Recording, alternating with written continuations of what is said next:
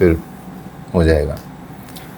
तो जैसे बताया आपको, योग जो विद्या है वो जितने भी भारत के ऋषि मुनि रहे हैं उनकी ये जीवनचर्या रही है, उनका जीवन का आधार रही है।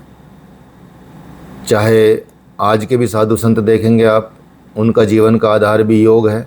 थोड़ा सा भी साधक या ब्रह्मचारी आप यहाँ हिमालय में देखेंगे या ऐसी जगहों पे मिलेंगे जैसे बनारस हो गया, जो धार्मिक सिटी हैं भारतवर्ष की, आध्यात्मिक सिटी हैं, आध्यात्मिक शहर हैं, उसमें आपको दिखेंगे।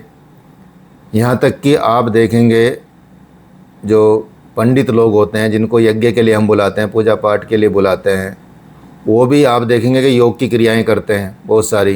प्राण, अपान, व्यान, उदान, समान, इन सब का नाम लेते हैं। प्राणायाम भी करते हैं थोड़ा, ठीक है, कई उसमें आता है, लिखा हुआ रहता है कर्म कांड में भी। तो इसलिए योग विद्या भारतीय जो परंपरा है उसका आधार रही है, उसकी जीवनचर्या रही है। और हमारे जीवन में भी योग की जीवनचर्या साधारण मनुष्य में भी पाई जाती है।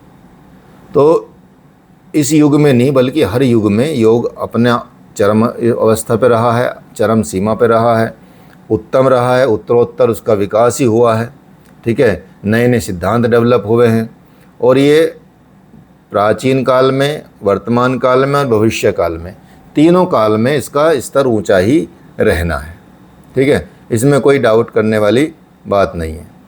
आध्यात्मिक दृष्टि से माना जाए या और भी जो स्पिरिचुअलिज्म है या उस आध्यात्मिक से पहले का स्तर भी यदि आप समझे, तो लास्ट में पहुंचना कहाँ पे है हमको, महर्षि पतंजलि के अनुसार भी बताया कि समाधि, ठीक है। व्यास जी भी कहते हैं युज समाधौ, योग समाधि का नाम है, ठीक है। ये 2-3 परिभाषाएं आपको पहले भी हम बता चुके हैं, युज समाधौ, युज संयमने, युजिर योगे।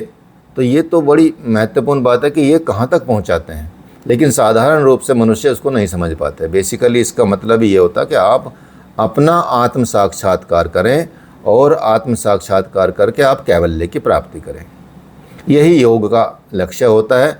वास्तव में इसी को योग कहते हैं।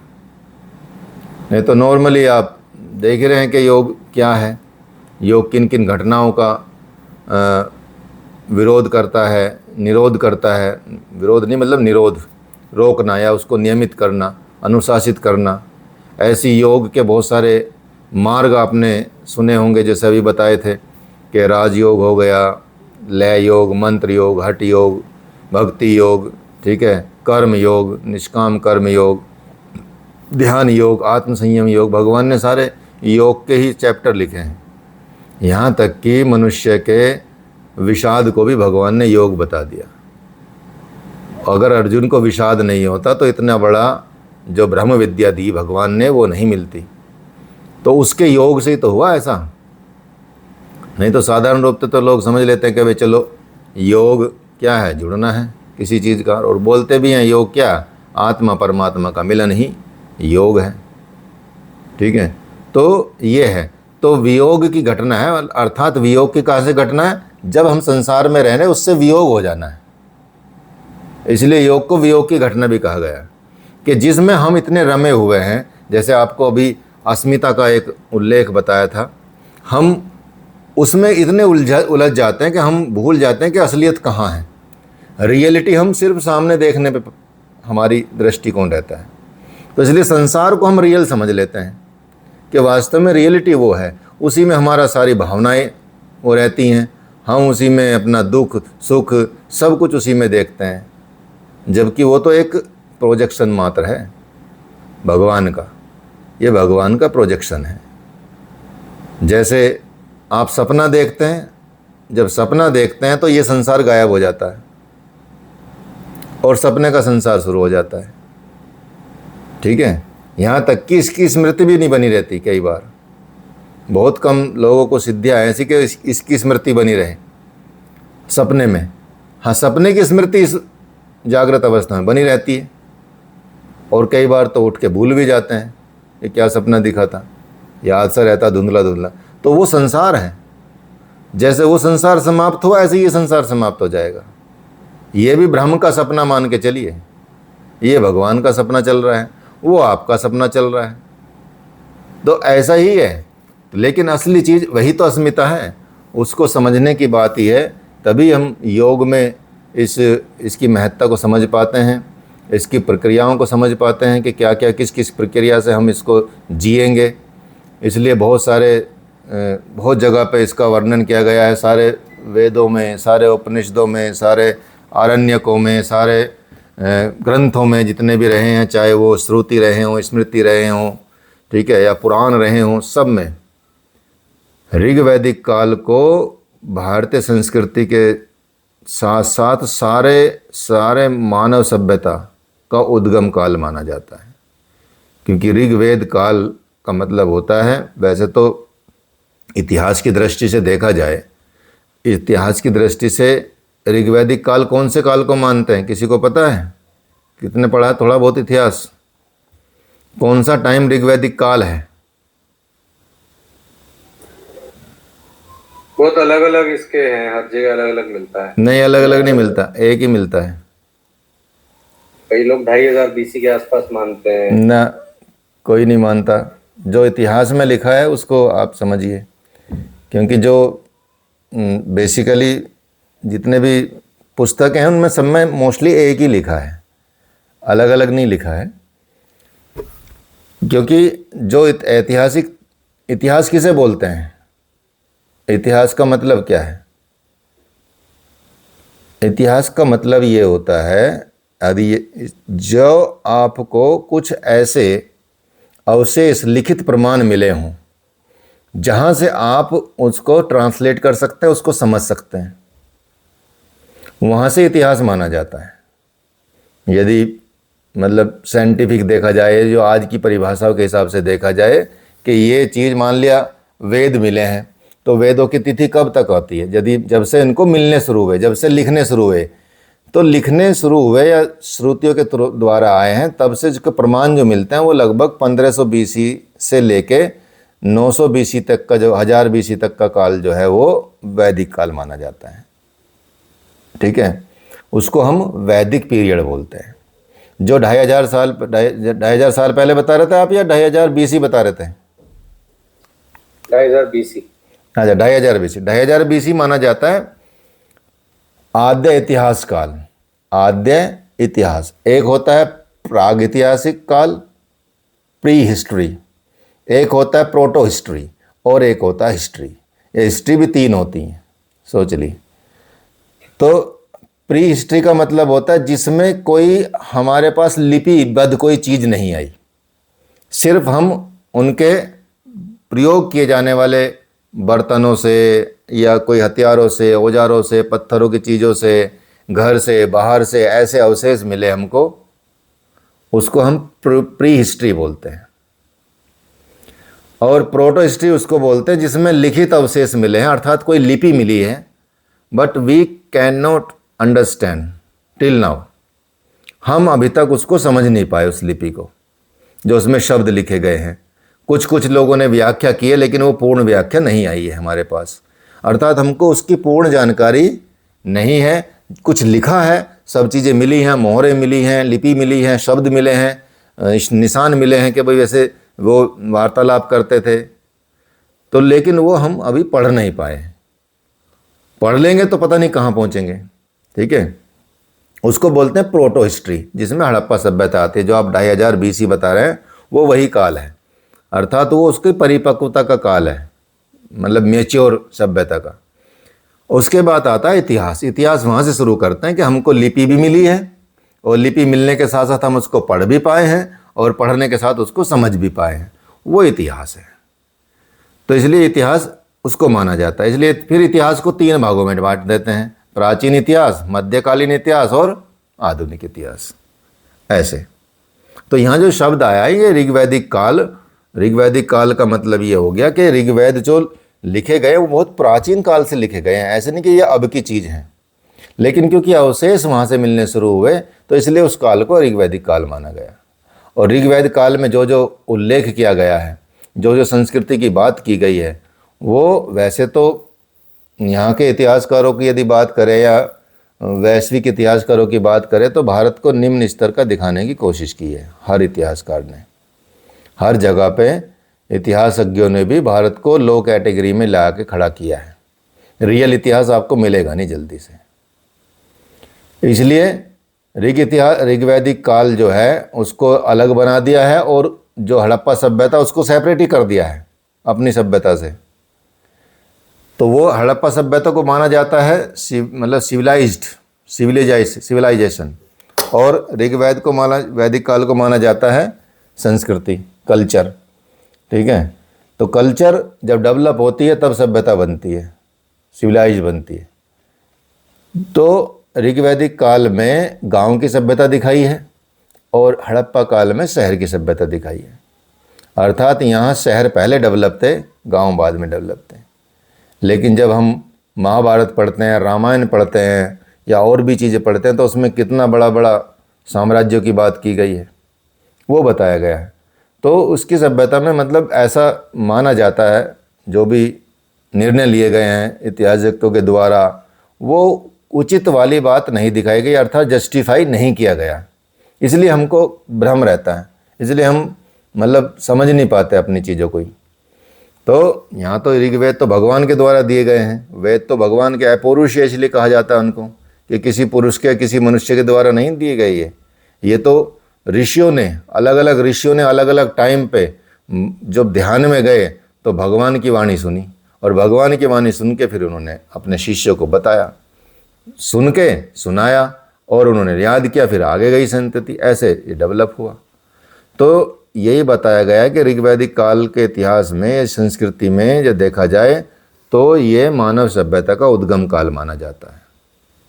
साधन चाहे कैसा भी हो, साधना चाहे किसी भी ढंग से की जाए, जब तक आपको दैहिक या शारीरिक आसक्ति से छुटकारा नहीं मिल जाता और जब तक मन की चंचलता समाप्त नहीं हो जाती, तब तक योग मार्ग में आपकी प्रगति बहुत मुश्किल है। प्रगति ही मुश्किल है, आत्म साक्षात्कार तो संभव ही नहीं है, वो तो बहुत दूर की बात होती है। तो मन का विज्ञान राजयोग है। आज के टाइम में भी या आज के युग में भी मानव कल्याण का जो एक साधन हो सकता है वो राजयोग ही हो सकता है। राजयोग को उच्च स्थिति में प्राप्त कराने के लिए जरूरत है, जो सहायक सिद्ध होता है वो होता है हठ योग। समझ गए? हठ योग इज द मतलब कह सकते हैं कि ये सबसे बड़ा सहायक, सबसे बड़ा सपोर्ट यदि आपको राजयोग तक पहुंचना है। और राजयोग का मतलब होता है यही कि मतलब उस आत्म साक्षात्कार तक पहुंचाने का राजयोग पहुंचा सकता है। ठीक है, तो हठ योग क्या है? हठ योग उसका हेल्प करता है। बहुत प्राचीन काल से ही आप देखेंगे हठ योग ने अपनी बहुत विशिष्ट छवि बनाई हुई है, आध्यात्मिक छवि बना कर रखी है। और भारत तो वैसे ही अपने आप में ही एक अध्यात्म प्रधान देश माना जाता है। ये बेसिकली धर्म भूमि मानी जाती है, अर्थात यदि कहीं धर्म की स्थापना हुई है तो वो भारत में ही हुई है, जो अखंड भारत जिसको बोलते हैं। बाद में तो सब विचलित होगी चीज़ें, लेकिन आज भी यदि धर्म बचा है, आज भी यदि संसार धर्म सीख रहा है, जिसको वास्तव में मानव धर्म कहते हैं, वो भारत से सीख रहा है। ये तो अब बने ना जो संस्थाएं बनी हैं कि भाई ये पर्यावरण के लिए और ये ह्यूमन राइट्स, ये राइट्स वो राइट्स और ये सारा, ठीक है, बड़े बड़े सम्मेलन कर रहे हैं। कोपेन सम्मेलन हो गया, ये हेग सम्मेलन हो गया पर्यावरण पे, ठीक है, ये एनवायरनमेंट को लेके जितनी भी चीज़ें अब तक बनी है, बड़े बड़े यूएनओ तक के भी बड़े संगठन हैं कि भाई नदियों की सेवा सुरक्षा करो, पेड़ पौधों की सुरक्षा करो, वनस्पति की सुरक्षा करो, जीव जंतु की सुरक्षा करो। ये तो हमारे यहाँ पहले से ही है, हमारा सिस्टम ही ऐसा है। हमारे यहाँ पेड़ पौधों को पूजा जाता है, उनकी सुरक्षा की जाती है, नदियों को पूजा जाता है, उनकी सुरक्षा की जाती है, ठीक है, मतलब उनको हम भगवान के रूप में मानते हैं, उनकी सुरक्षा के लिए ये चीज़ें की जाती थी पहले से ही, ठीक है। तो वो तो अब कर रहे हैं। यहाँ तो प्रकृति की सेवा पहले से ही है, यहाँ तो प्रकृति को ही पहले से पूजा जाता है, प्रकृति की सारी चीज़ों का ध्यान रखा जाता है। यहाँ तो हर मौसम के हिसाब से दिनचर्या बदल जाती है। यहाँ तो हर ऋतु परिवर्तन भी होता है, तो अपने पूरा प्राकृतिक माहौल की तरफ से चीज़ें होती हैं। इसलिए आज जो नई चीज़ें चल रही हैं वो यहाँ पहले से ही हैं। इसलिए भारत क्या है, भारत अपने आप में एक अध्यात्म देश है, अध्यात्म प्रधान देश है, और अपने आप में एक मतलब विश्व गुरु की संज्ञा भी दे सकते हैं। अब तो हालांकि गुरु कई और लोग बने बैठे हैं, ठीक है, लेकिन फिर भी क्षमता अभी भी है। इसलिए 14वीं और 15वीं शताब्दी में योग का जो सिस्टम था वो बहुत धूमिल हो गया था, जिसमें बहुत सारे विकार आ गए थे, अर्थात तंत्र आ गया था। और इसी टाइम पे स्वामी स्वात्मा राम जी हुए, और स्वामी स्वात्मा राम जी ने हठ योग के सही पक्ष को, राइट डायरेक्शन को दिखाया, सही पक्ष को दर्शाया और उसको जन सामान्य तक पहुंचाया, और जन सामान्य के साथ साथ विद्वानों तक के भी सामने रखा। स्वामी स्वात्मा राम जी ने हठ योग को एक अपने सही स्वरूप में प्रस्तुत किया, सबके सामने, विद्वानों के सामने भी और जन सामान्यों के सामने भी। तो स्वात्मा राम जी के अनुसार हठ योग व राजयोग अलग अलग पक्ष नहीं है, बल्कि एक दूसरे के लिए ही हैं। दोनों की चरम परिणति समाधि ही होती है, अर्थात दोनों से प्राप्ति क्या होती है, हमको समाधि की ही प्राप्ति होती है। लेकिन हठ योग एक सहायक के रूप में काम करता है, अर्थात वो जल्दी से मन लगा देता है योग में। राजयोग में तो थोड़ा सा, और या अष्टांग योग में थोड़ा सा भारी पड़ता है। तो हठ योग क्या है, हैठ है, हठ और प्लस योग, इन दोनों को मिला के क्या बना, हठ योग। योगिक साहित्यों में हठ को भी 2 शब्दों में डिवाइड किया गया है। कौन से 2 शब्द बताए हैं, है और ठै। है और ठै से बना है हठ, हठ योग। योग तो योग है ही, लेकिन है और ठै दोनों शब्दों को मिला के बनता है हठ। हकारेण तु सूर्यौ स्यात् ठकारेणेन्दुर रुच्यते सूर्य चंद्रमसोरैक्यम हठ इत्यभिधीयते। योग शिखोपनिषद में लिखा है, जिसमें है से तात्पर्य हकार है का मतलब होता है हकार, अर्थात सूर्य स्वर, सूर्य नाड़ी, राइट नोस्ट्रिल अर्थात पिंगला, ठीक है। और ठै का मतलब होता है ठकार, अर्थात चंद्र स्वर, लेफ्ट नाड़ी, अर्थात ईड़ा, ठीक है। हठ योग का इसलिए अब इसका मतलब क्या हो जाता है, हठ योग का, योग मतलब जुड़ना, हठ मतलब सूर्य और चंद्रमा, सूर्य नाड़ी और चंद्रमा नाड़ी, ठीक है। इन दोनों नाड़ियों का ईड़ा और पिंगला, इन दोनों का योग, तो हठ योग। क्लियर हो गया। तो सूर्य स्वर और चंद्र स्वर का एकीकरण या संयोग ही है हठ योग, ठीक है।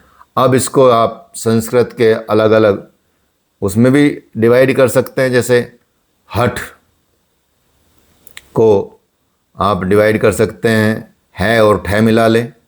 अब ये सब वही रहेगा, मतलब बहुत सारी चीज़ें आप इसमें देखेंगे। आप इसको चाहो तो नोट भी कर सकते हैं, नहीं तो बाद में भी नोट कर सकते हैं, वीडियो सुन के भी नोट कर सकते हैं, ठीक है। जैसे है प्लस ठै हो गया हठ, ये भी सेम बात है।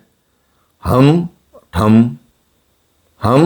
ठम, ये भी सूर्य और चंद्र हो गया, ये भी सेम बात है। पिंगला और ईड़ा, ये भी सेम बात हो गई। सूर्य स्वर और चंद्र स्वर, ये भी सेम बात होगी, ये भी हठ योग हो गया। सूर्य स्वर और चंद्र स्वर, ग्रीष्म और शीत, गर्मी और सर्दी, पित्त और कफ, पित्त और कफ, ये भी हठ योग ही हो गया।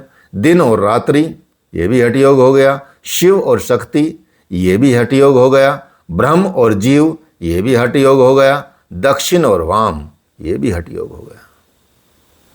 अर्थात ये दोनों हठ योग के ही प्रतीक हैं। ये दोनों द्वंद्व जो हैं देखने को जो मिल रहे हैं, ये हठ योग के ही प्रतीक हैं। इसमें आगे भी और बढ़ाते, चाइना में चले जाएंगे तो यिन यांग, चाइना की तरफ चले जाओ थोड़े से तो यिन यांग आ जाएगा, तो वो भी हठ योगी है। सब इसमें आ गया, शिव शक्ति भी इसमें आ गया, ब्रह्म जीव भी इसमें आ गया, दक्षिण वाम भी इसमें आ गया, वाम मतलब लेफ्ट, और दिन रात्रि इसमें आ गई। दिन में सूरज निकलता, रात्रि में चंद्रमा निकलता है, तो सूर्य और चंद्रमा। ठीक है। इसी तरह से पित्त और कफ, पित्त में गर्मी होती है, कफ में ठंडक होती है। पित्त और कफ इसलिए इसको बोला गया है। ग्रीष्म और शीत इसलिए उसको, तो सब इसी को डिनोट करते हैं। ठीक है, इसी को एक तरह से संकेत करते हैं। तो हठ योग का विस्तार इतना है, आप समझ लीजिए। हठ योग केवल आपके योग से ही, केवल ऐसे नहीं कि योग कर लिया तो हठ योग हो गया।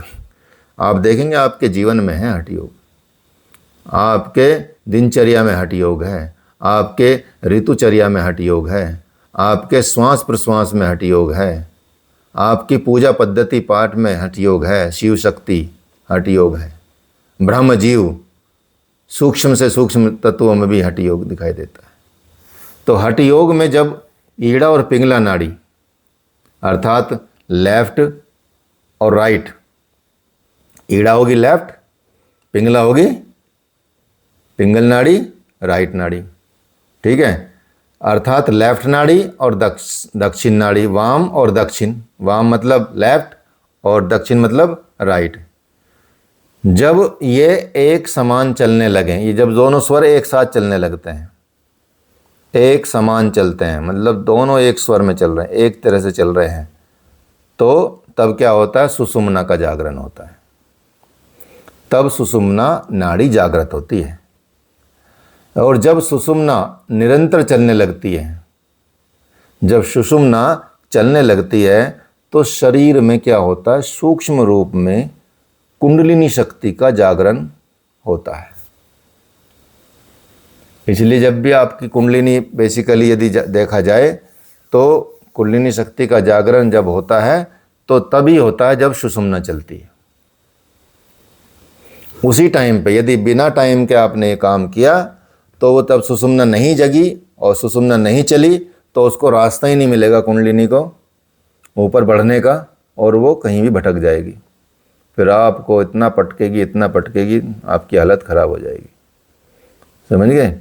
तो कितनी गहरी, कितनी गूढ़ साइंस है ये, आप इसको बहुत ध्यान से समझिए इस चीज़ को, कि ईड़ा और पिंगला नाड़ी, लेफ्ट और राइट नाड़ी जब एक समान चलती है, एक स्वर में चलती हैं, अर्थात दोनों में बराबर फ्लो है, ना एक में ज़्यादा ना एक में कम। एक में ज़्यादा एक में कम हो गया तो जो जिसमें ज़्यादा वो चल रही है समझो। लेकिन जब जो दोनों समान चलती हैं तो तब, और ये निरंतर चलती रहे कुछ टाइम तक, जब आपका ये प्रयास चल रहा हो कुंडलिनी जागरण का, तो शरीर में सूक्ष्म रूप से विद्यमान, अर्थात कोई स्थूल रूप से विद्यमान नहीं है, कुंडलिनी शक्ति सूक्ष्म रूप से विद्यमान है, और उस वक्त कुंडलिनी का जागरण होता है। और जब कुंडलिनी जगती है, कुंडलिनी जब जगती है तो फिर 6 के 6 चक्रों को पार करती है। कौन कौन से चक्र? सबसे पहले मूलाधार चक्र को पार करेगी, फिर उसके ऊपर आता है स्वाधिष्ठान चक्र, उसको पार करेगी, फिर उसके ऊपर आता है मणिपुर चक्र, फिर उसको पार करेगी, फिर उसके ऊपर आता है अनाहत चक्र, फिर उसको पार करेगी, फिर उसके ऊपर आता है विशुद्धि चक्र, उसको पार करेगी, और फिर आता है छठा चक्र आज्ञा चक्र, उसको पार करके सीधा सहस्रार में प्रवेश करती है। और सहस्रार में बैठे हैं परम शिव ब्रह्म, परम शिव अर्थात शक्ति नीचे से उठी और शिव से जा मिली, ये वाली स्थिति होती है। तो आध्यात्मिक अर्थों में हठ योग का मतलब यही है, अब समझ लीजिए। ठीक है, हठ योग का तात्पर्य बेसिकली यही आता है। क्लियर हुआ आपको इतना?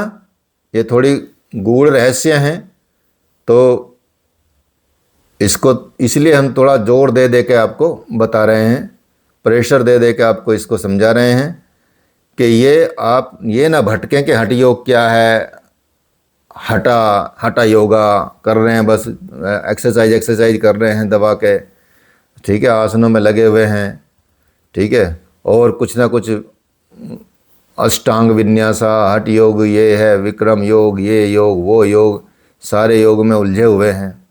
लेकिन वास्तव में है तो सब हठ योग का ही विस्तार।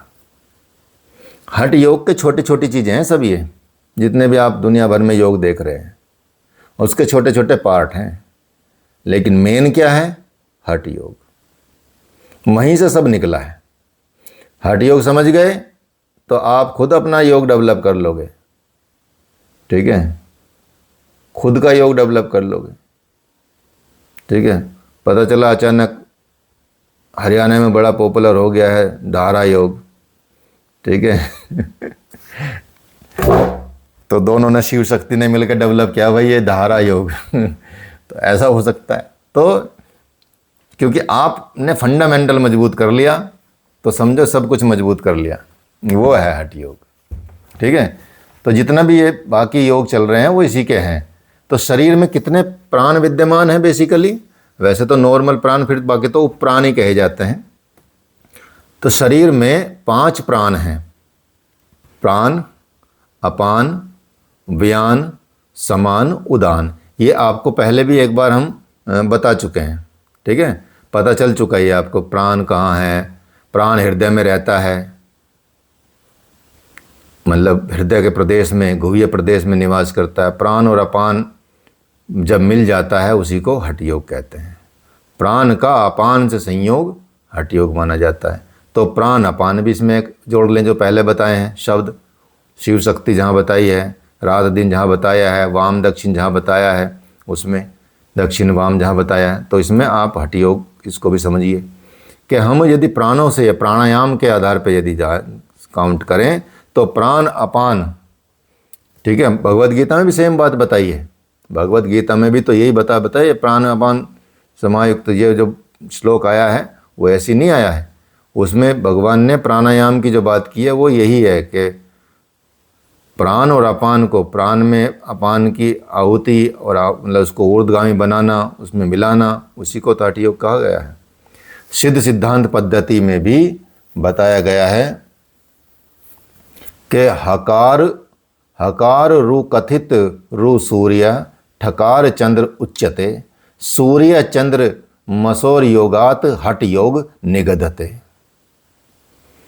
तो आपने अब 2 शास्त्रों का प्रमाण आपने देख लिया है कि एक योग शिखाउपनिषद में भी और एक सिद्ध सिद्धांत पद्धति में भी हकार को सूर्य बोला गया है और ठकार को चंद्र बोला गया है।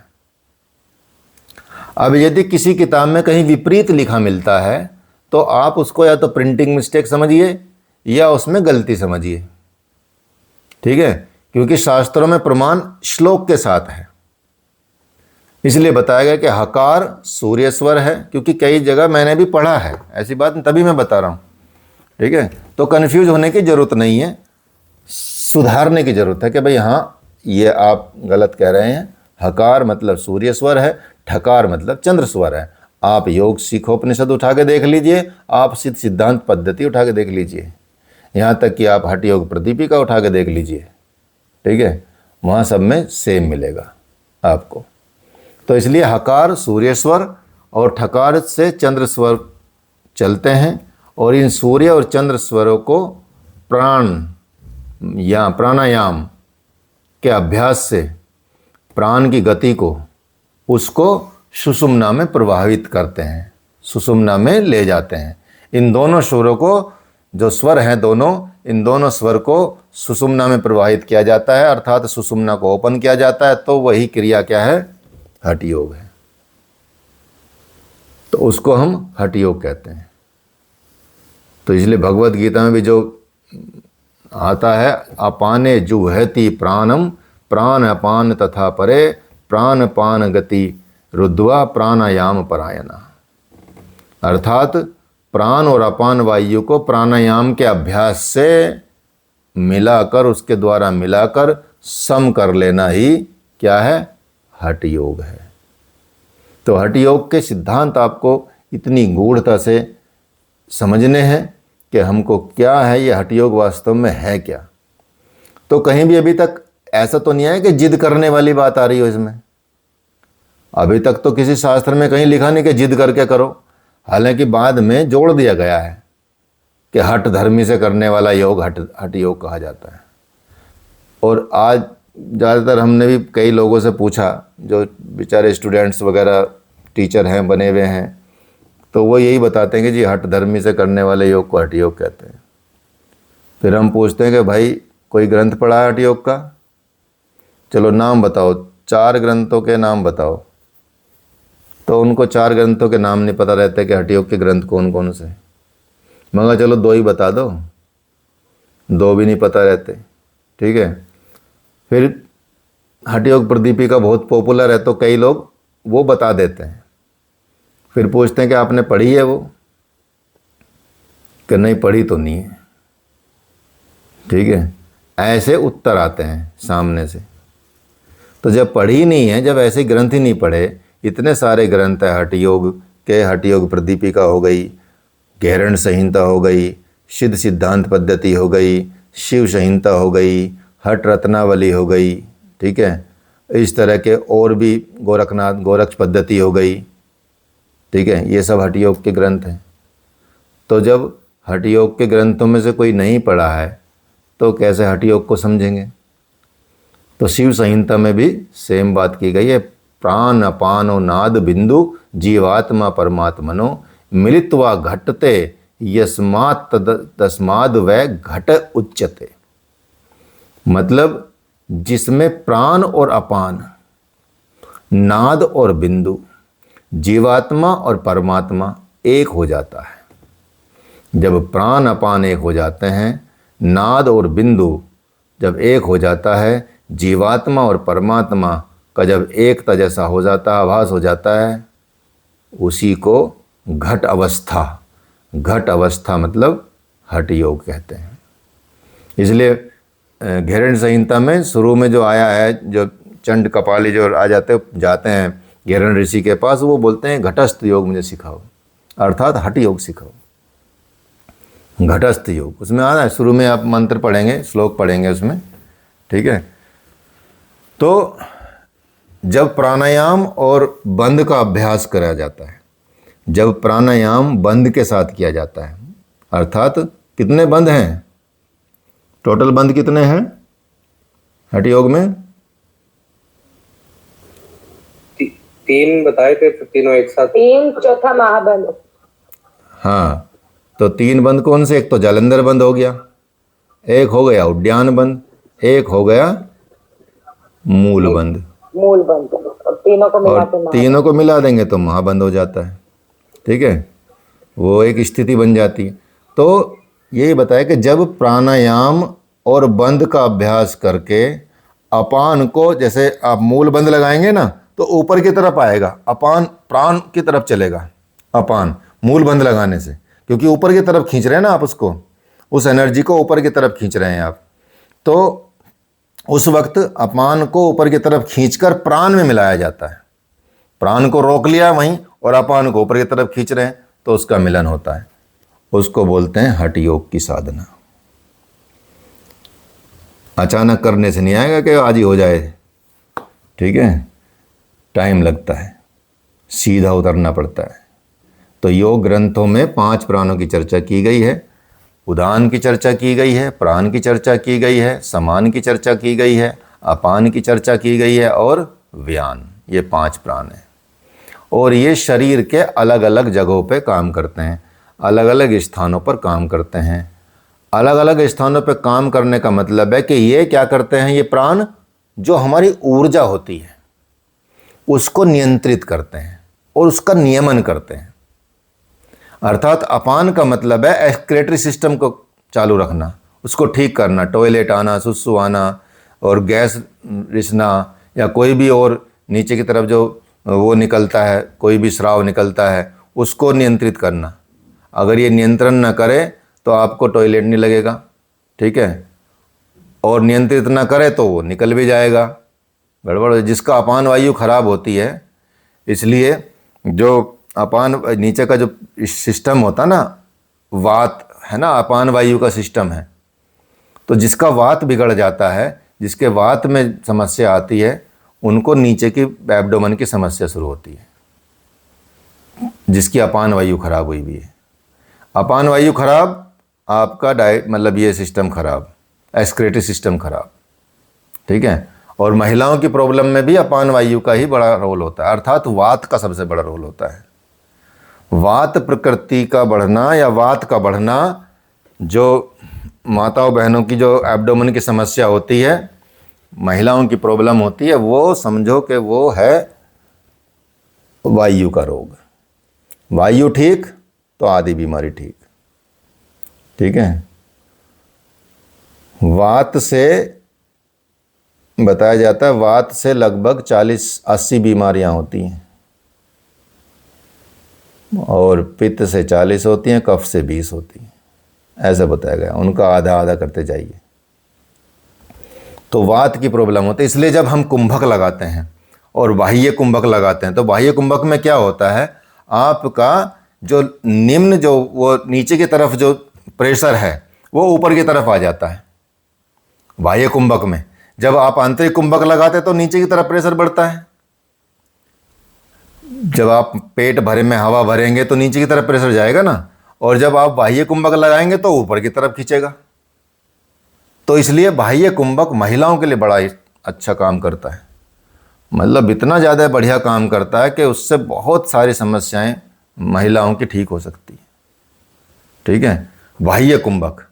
और आंतरिक कुंभक पुरुषों के लिए अच्छा काम करता है, दोनों के लिए फायदा करता है, लेकिन क्योंकि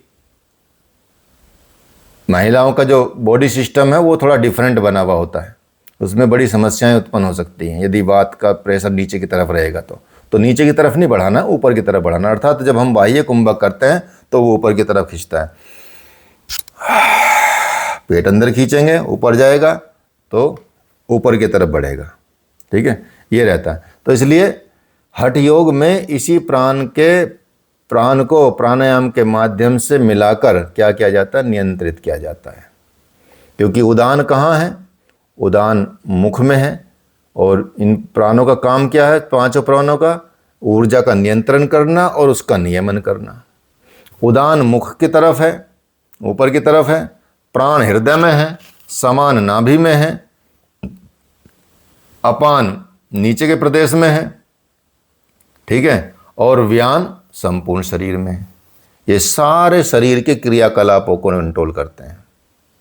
कुछ भी घटनाएं हो रही हैं आपके शरीर में, इन्हीं का काम है। भाई ले जाओ, व्हीकल का काम है कि अच्छा यहाँ ले जाना, यहाँ ले जाना, ये करना, वो करना, उसको नियंत्रित करना, क्रियाकलापों को, ऊर्जा का नियमन करना। हठ योग में इसी प्राण को प्राणायाम से साध के, प्राणायाम के माध्यम से मिलाकर मन को नियंत्रित किया जाता है। अर्थात उन जो हमारे 5 प्राण हैं उनको भी हमको कंट्रोल करना है। उनके द्वारा हम ये हठ योग का सिद्धांत पढ़ सकते हैं, समझ सकते हैं। वही नाद ब्रह्मांड में व्याप्त है। ओम, अनहद नाद जिसको बोलते हैं, जो आपके अंदर से भी सुनाई देता है और ब्रह्म से अलग नहीं है, वो ब्रह्म का ही रूप है वो नाद। कहा भी जाता है कि नाद ब्रह्म सृष्टि का आरंभ नाद से ही माना जाता है।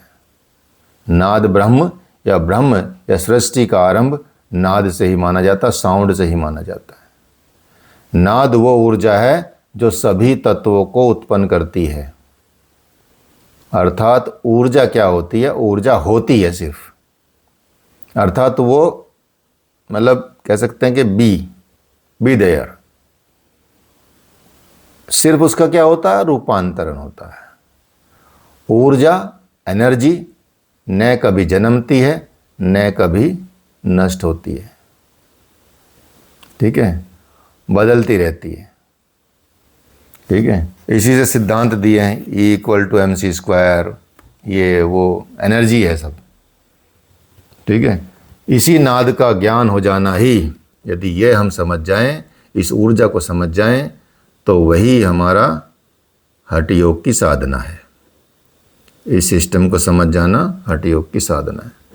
तो इसलिए बहुत सारी परिभाषाओं में आपने पढ़ेंगे भी, देखेंगे भी कि जीवात्मा और परमात्मा के एक होने की प्रक्रिया को हठ योग कहा जाता है।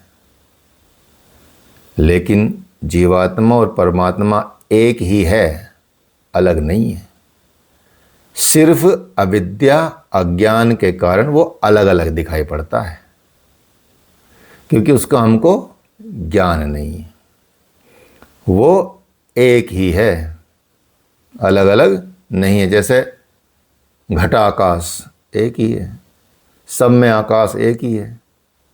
लेकिन यहाँ साइंस में कहते हैं कि भाई अपना सैटेलाइट जाएगा अपने आकाश में, अमेरिका का सैटेलाइट जाएगा अमेरिका के आकाश में, भारत का सैटेलाइट जाएगा भारत के आकाश में।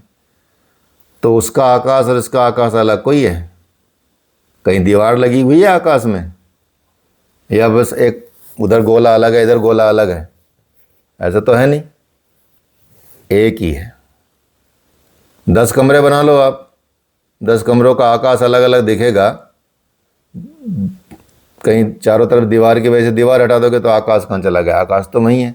और जब बनाओगे तब भी आकाश वहीं है, मिटाओगे तब भी आकाश वहीं है। ऐसा ही है भगवान का स्वरूप भी, जीवात्मा परमात्मा का स्वरूप भी ऐसा ही है। हम अलग हो जाते हैं क्योंकि हम समझ नहीं पाते कि हम अलग नहीं हैं। तो इसलिए जीवात्मा और परमात्मा एक ही है, अलग दिखाई देते हैं सिर्फ हमारी अज्ञानता के कारण, अलग दिखाई देते हैं सिर्फ हमारी अविद्या के कारण।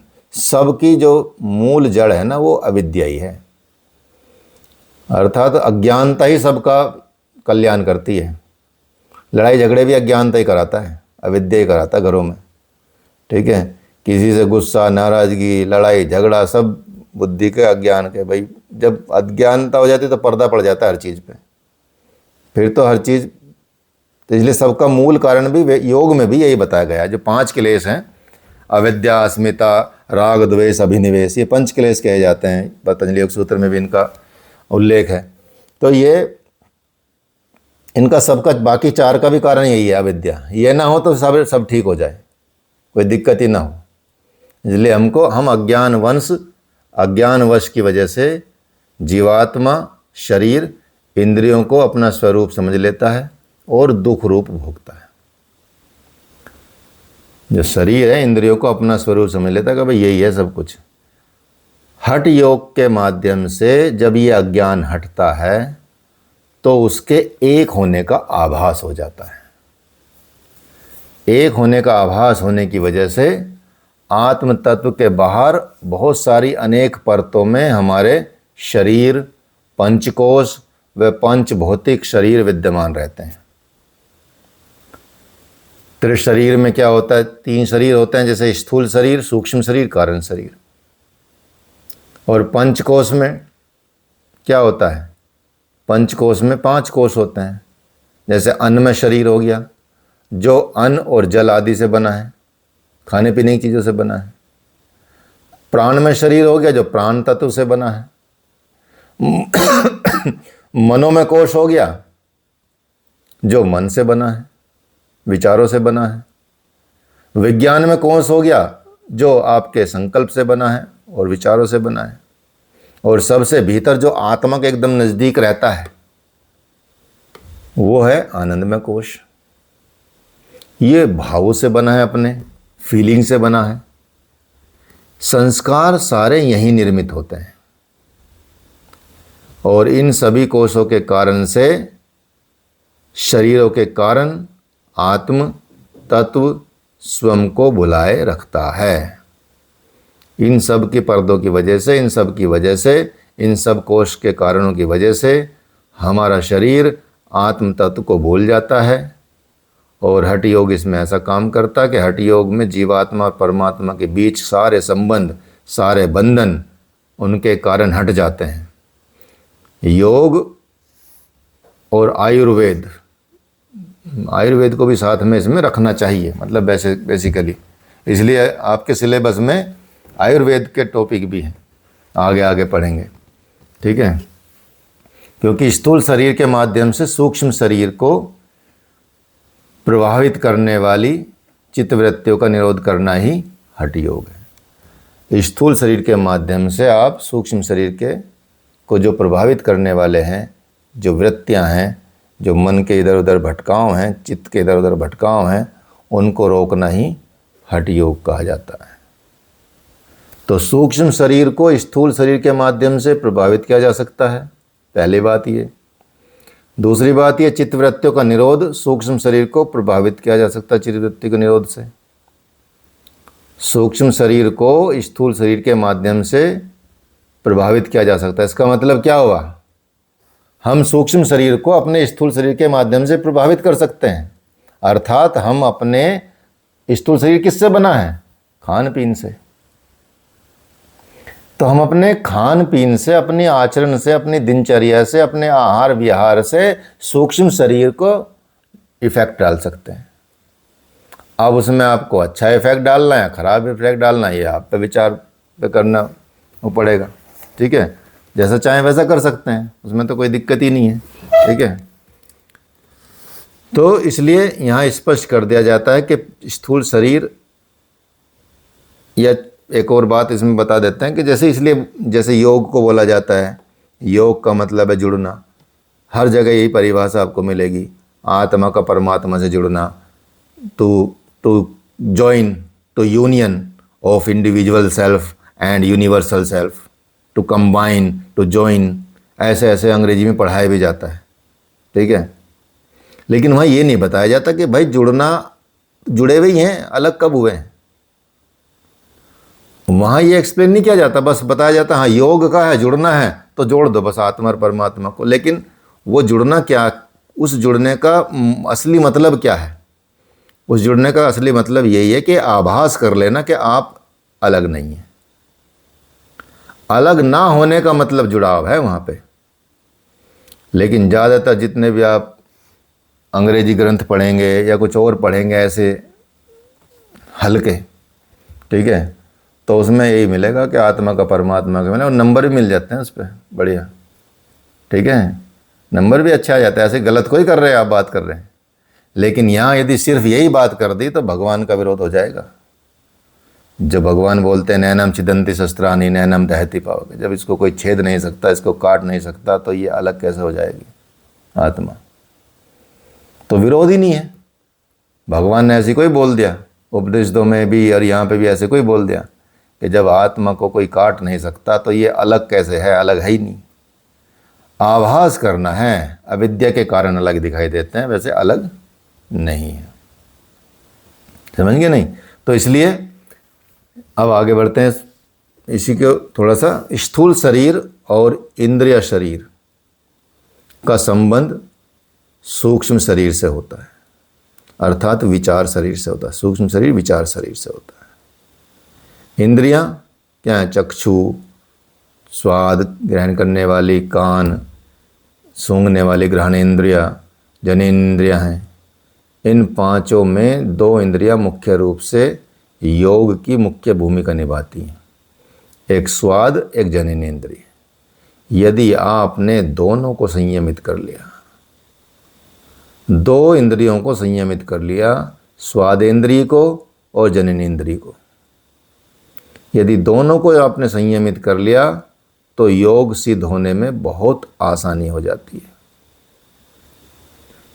इंद्रियां बहुत, बाकी की इंद्रियां इतनी विचलित नहीं होती, क्योंकि हर चीज़ आप इसी से खाओगे। और आपका दृष्टिकोण या आपकी जो नियत डगमगाएगी वो जननेंद्रिय की वजह से डगमगाएगी। वहाँ भी योग भ्रंश होगा और यहाँ खाने का भी योग भ्रंश होगा। आपका पूरा पथ भ्रष्ट हो जाएगा। इसलिए बड़े बड़े योगी भी इन चक्करों में पड़ जाते हैं, खान पीने के और जननेंद्रिय के चक्कर में पड़ जाते हैं।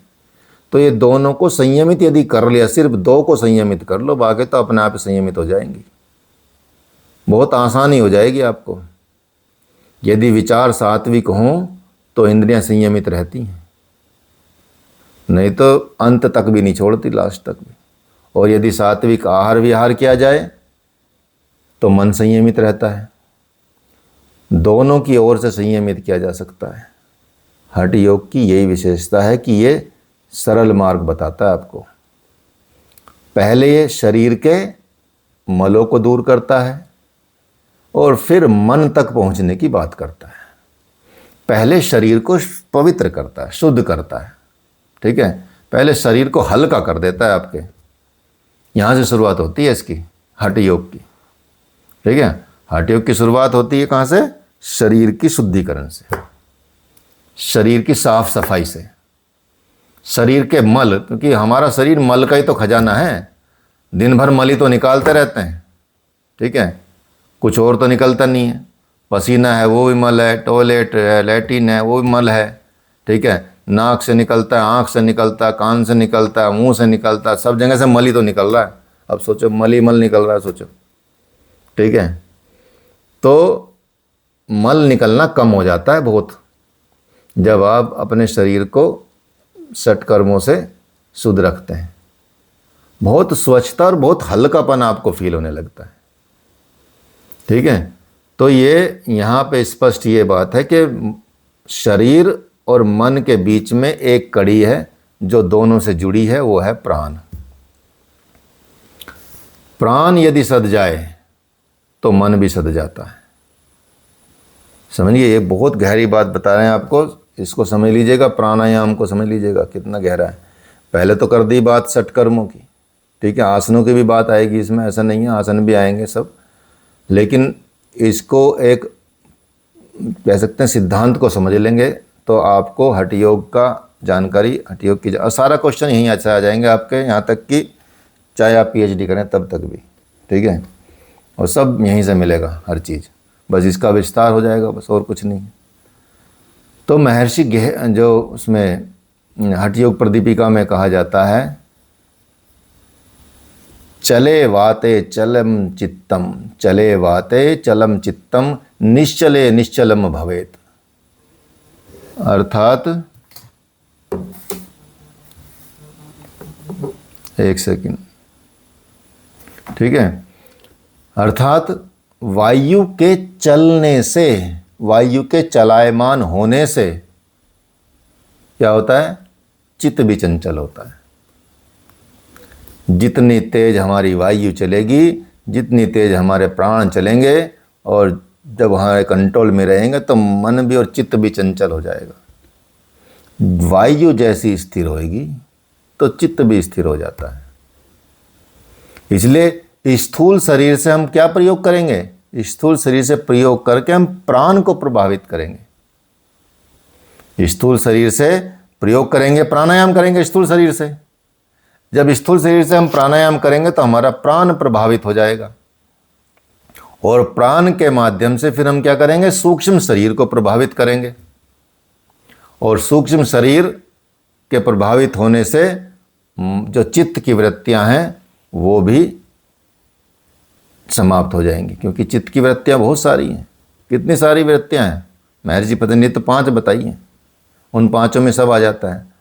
महर्षि पतंजलि बोलते हैं, वृत्त्यः पंचतर्यु क्लिष्टा क्लिष्टा, वृत्त्यः पंचतय्या क्लिष्टा क्लिष्टा। कौन कौन सी वृत्तियां बताई हैं? वृत्तियां 5 प्रकार की होती हैं, जो एक दुख रूप होती हैं, सुख रूप होती हैं, क्लिष्ट होती हैं, अक्लिष्ट होती हैं। अर्थात क्लिष्ट वृत्तियां वो हैं जो आपको दुख की तरफ ले जाती हैं, जो आपका पतन करती हैं, जो आपको अधोगामी बनाती हैं, और जो अक्लिष्ट वृत्तियां हैं वो सुख प्रदान करती हैं, परमानेंट वाला, और वो आपको ऊर्ध्वगामी करती हैं, वो आपको सुख स्वरूप सुख प्रदान करती हैं। वो आपका पतन नहीं करती, वो आपकी उन्नति करती हैं, वो आपका उत्थान करती हैं। वृत्तियां 5 ही हैं, लेकिन 5 में ही दोनों रूप होते हैं। कौन कौन सी वृत्तियां हैं? प्रमाण, विपर्य, विकल्प, निद्रा, स्मृत्यः वृत्ति। अर्थात प्रमाण, विपर्य, विकल्प, निद्रा, स्मृति, ये 5 वृत्तियां हैं। ये आप पतंजलि योग सूत्र में भी पढ़ेंगे इनको, पतंजलि योग सूत्र से ही लिया गया है सर। तो इसमें भी यही बात की गई कि चित्तवृत्ति के निरोध की बात हठ योग के माध्यम से करने की बात की गई, कि चित्त योग का जो मतलब चित्तवृत्ति का निरोध करना हठ योग के माध्यम से करना। तो योग सीखो उपनिषद के अनुसार ये बताया गया है। जो पहले बताया है वही बात दोबारा बता रहे हैं समझने के लिए, कि सूर्य नाम दक्षिण स्वर का है, चंद्र नाम वाम स्वर का है। इन दोनों स्वरों को सम स्वर कर लेना, एक कर लेना, समान बना लेना, और इस प्रकार से एक समान किए गए स्वर या सम स्वर को या प्राण वायु को पूरक, कुंभक, रेचक प्राणायाम के द्वारा अपान वायु के साथ समान कर लेना ही हठ योग है। समझ गए नहीं? तो इसका सिद्धांत ये है, आप इसको समझ लीजिए। बस थोड़ा सा 2-3 मिनट का और है, पढ़ा देते हैं, इसको कंप्लीट कर देते हैं टॉपिक। तो इसलिए तंत्र शास्त्र में भी ये बात की गई है, कैसे इसको किया जाता है कि मूलाधार में स्थित शक्ति का सहस्रार में स्थित शिव से मिलन ही हठ योग है। अर्थात कुंडलिनी शक्ति को जागृत करके, कुंडलिनी नीचे शक्ति है और ऊपर शिव है, तो शिव शक्ति का मिलन कर देना ही हठ योग है। उसी की प्रक्रिया जो बीच में निभाई जाएगी, उनको मिलाने के लिए जो काम किया जाएगा वही हठ योग है। तो योग शास्त्रों की धारणा है कि मूलाधार में शिवलिंग के चारों ओर शक्ति 3.5 फेरे लपेटे हुए सोई हुई है। जो शिवलिंग है उसके तीनों तरफ मतलब 3.5 फेरे लगा के बैठी हुई है। योग के माध्यम से उसको जगाया जाता है। जब योग के माध्यम से उसको जगाया जाता है तो वो 6 चक्रों का भेदन करती है, और 6 चक्र का भेदन करके 7वें चक्र में भगवान शिव या शिव जो एनर्जी है, कॉन्शियसनेस है, उससे जा मिलती है। मानव को मोक्ष प्राप्त की स्थिति आ जाती है। गैरण्य संहिता में भी हठ योग को घटस्थ योग के नाम से जाना गया है, और बताया गया है कि शोधनम दृढ़ता चौध स्थैर्य धैर्य च लाघवम प्रत्यक्षम च निर्लिप्तम घटस्थ सप्त साधनम। अर्थात शरीर शुद्धि के 7 माध्यम बताए गए हैं, 7 तरीके बताए गए हैं शरीर शुद्धि के। एक तो शोधन करना, दृढ़ता लाना, स्थैर्य लाना, धैर्य लाना, लाघवम करना, प्रत्यक्ष और निर्लिप्तता। ये शोधनम मतलब शुद्धिकरण। शरीर व मन को विकार रहित बनाने के लिए शुद्धिकरण बहुत आवश्यक है, वह है शोधनम। दृढ़ता मतलब मानसिक, विचारात्मक और शारीरिक रूप से आपके अंदर दृढ़ता होनी चाहिए, योग को प्राप्त करने के में जो सहायक होती है। ठीक है, ऐसा नहीं कि क्लास सुबह 6 बजे आ रहे 6:30 बजे क्लास में, ठीक है, वो नहीं। दृढ़ता दूसरा ही पॉइंट है। पहले साफ सफाई कर लो, नहा धो लो, अच्छे से स्वच्छ हो जाओ, ठीक है, शौचालय वगैरह चले जाओ, उसके बाद चुपचाप दृढ़ता के साथ 6 बजे उपस्थित हो जाओ। ठीक है, विचारों में भी, शरीर में भी, मन में भी दृढ़ता आनी चाहिए। स्थैर्य शारीरिक और मानसिक स्थिरता आ जाए। ठीक है, मन भी ना इधर उधर भटके। धैर्य परिस्थितियों से प्रभावित ना हो, परिस्थितियों से अप्रभावित रहने के गुण को धैर्य बोलते हैं। विचलित हो जाते हैं, नहीं तो बेकार परेशान हो जाते हैं। लाघव मतलब हल्कापन। प्रत्यक्षम से तात्पर्य गहनशीलता, अर्थात ग्रहण करने की क्षमता से है, जिसमें आप सूक्ष्म और आंतरिक अनुभव कर पाते हैं। उस लाघवम से आपको ग्रहण करने की क्षमता आ जाती है। और प्रत्यक्ष हो गया ना, प्रत्यक्ष। फिर निर्लिप्तता, प्रत्यक्ष सामने सम्मुख देखना। निर्लिप्त मतलब मन की अनासक्त अवस्था, मन कहीं लिप्त ना हो। तो महर्षि गैरण्य ने हठ योग या घटस्थ योग या हठ योग को प्राप्त करने के लिए ये 7 साधन बताएं, 7 सोपान बताएं, जो बड़े आवश्यक माने गए हैं। ठीक है, तो ये है हठ योग का। आप अर्थ भी समझ गए होंगे, और मतलब अच्छे से आपको समझ भी आ गया कि हठ योग है क्या वास्तव में, हठ योग को कैसे प्राप्त किया जाता है, हठ योग की मूल अवधारणा क्या है और करना क्या है हठ योग में, वो समझ गए होंगे आप।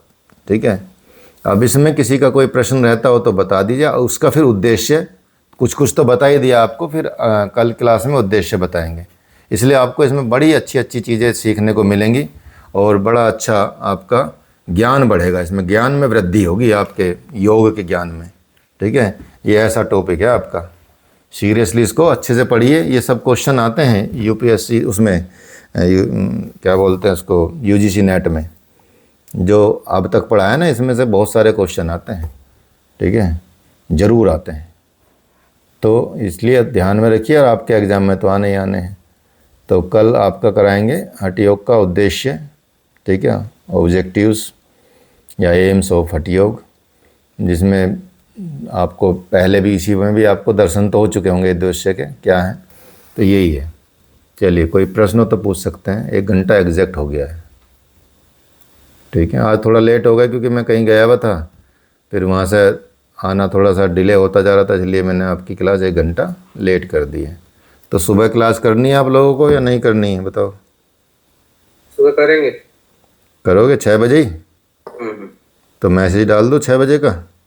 सुबह डेली ही रखो आप, तो थोड़ा नियम बनेगा हमारे। हाँ हाँ 6 AM। ठीक है।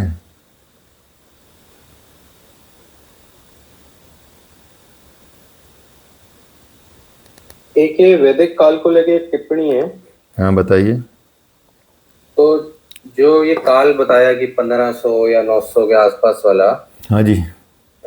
तो ये इसका लॉजिक ये दिया कि को अवशेष मिले या कुछ इस टाइप से, राइट? हाँ मतलब लिखित प्रमाण मिले हैं। प्रमाण मिले।